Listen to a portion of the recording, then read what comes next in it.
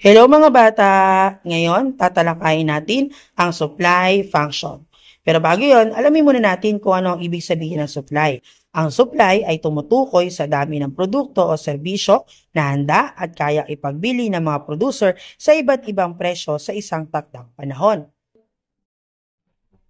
Meron tayong tinatawag na law of supply. Sa law of supply, kapag mataas ang presyo ng mga produkto, mananatiling mataas ang dami ng bilang ng produkto o serbisyo.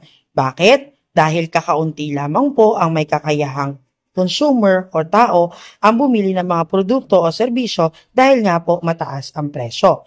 Samantala, kapag naman po mababa ang presyo ng mga produkto o serbisyo na ipinagbibili sa pamilihan, ang nangyayari po ay bumababa rin po ang dami ng supply o produkto dahil halos lahat ng mga tao ay kayang tumugon sa pagbili ng mababang presyo ng mga produkto o serbisyo. Ngayon, mag-compute na tayo. Mag-solve tayo gamit ang supply function. Ito po ang formula para sa supply function. Ito naman po ang ating formula equation na gagamitin natin para mahanap natin ang quantity supply or ang dami ng supply kapag ang presyo ay piso. So katulad po ng ginawa natin sa pagko-compute or pagsosolve ng demand function, ganoon din po ang gagawin natin sa supply function. Wala naman po silang pinagkaiba pagdating sa hakbang. Ang nagkaiba lang po dito sa supply function, dami po ng supply ang ating kailangan masukat. So tayo na pong mag-umpisa. So ang ating pong formula equation ay quantity supplied is equal to 0 plus 10p. So mag-substitute lang po tayo. Quantity supply is equal to 0 plus 10. So i-substitute po natin yung variable ng p, 1. So given po siya dito. Kasi ang presyo po natin ay 1. So, kinapi lang po yan dyan. Sinubstitute lang po. Nilagay ko lamang po. Kaya po siya naging quantity supply is equal to 0 plus 10 times 1. So, pwede na po tayo mag-solve. So, quantity supply is equal to 0 plus 10 kasi 10 times 1 ay 10. Kaya po ang magiging sagot ay quantity supply is equal to 10. Isa pang halimbawa para mas lubos ninyong maunawaan. So, dito parehas pa rin po. Ang P or presyo ay given which is 5. Ang QS naman po ang steel na nawawala or ang dami ng supply. Pareho pong hakbang ang ating gagawin. So ito pa rin po ang gagamitin nating equation formula which is quantity supplied is equal to 0 plus 10P. So mag-substitute lamang po tayo. QS or quantity supply is equal to 0 plus 10.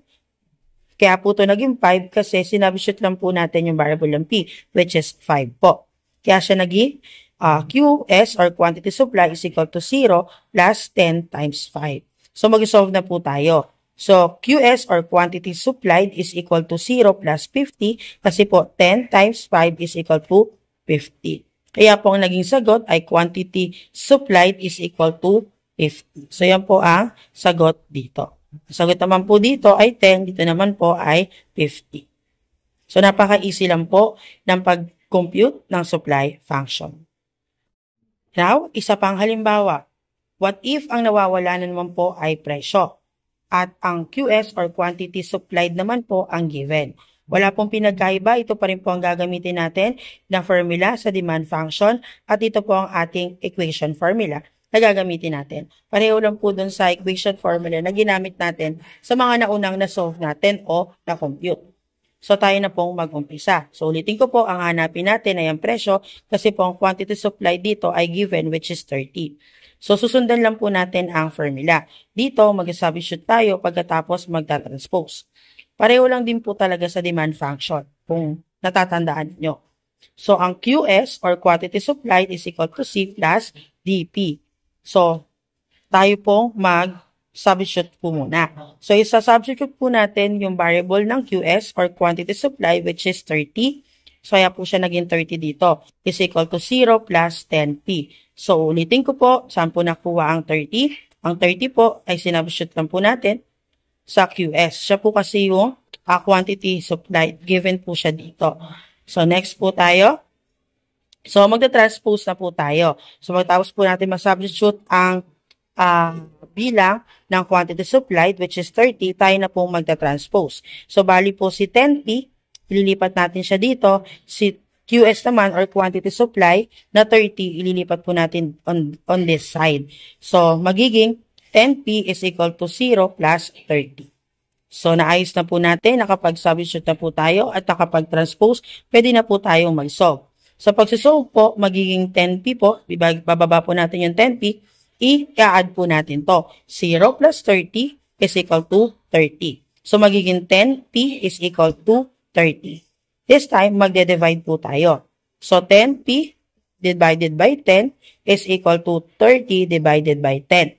So, kinancel out po natin yung 10 kasi pareho po silang 10. I-bring down po natin ang P.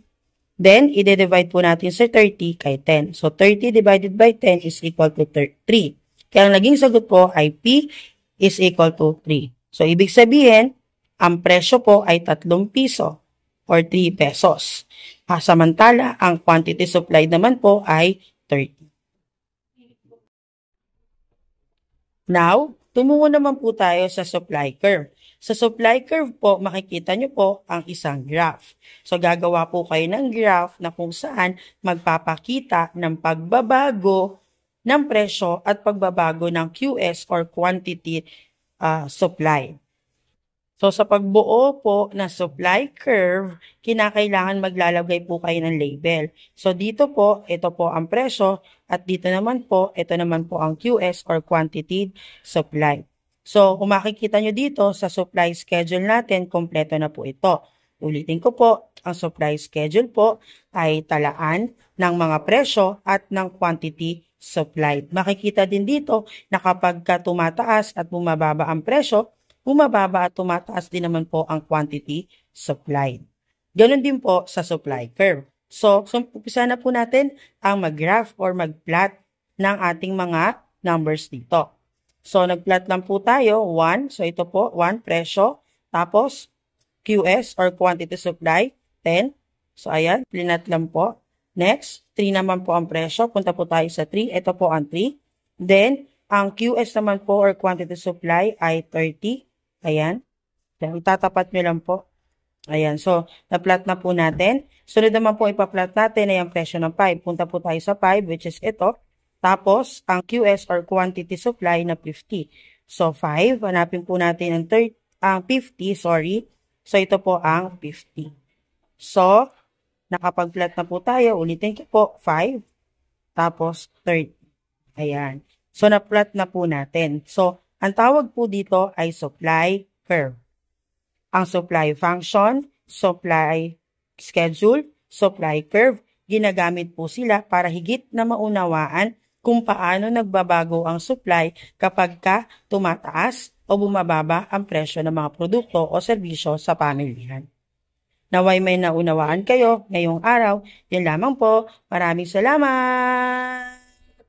Ups! Bago mo i-off ang video na to, mag-practice test ka muna, be. Sagutan mo ito sa iyong kwaderno. Pagyamanin mo ang iyong natutunan at ang iyong kaalaman. Sige na! Dali na! Huwag nang tamad!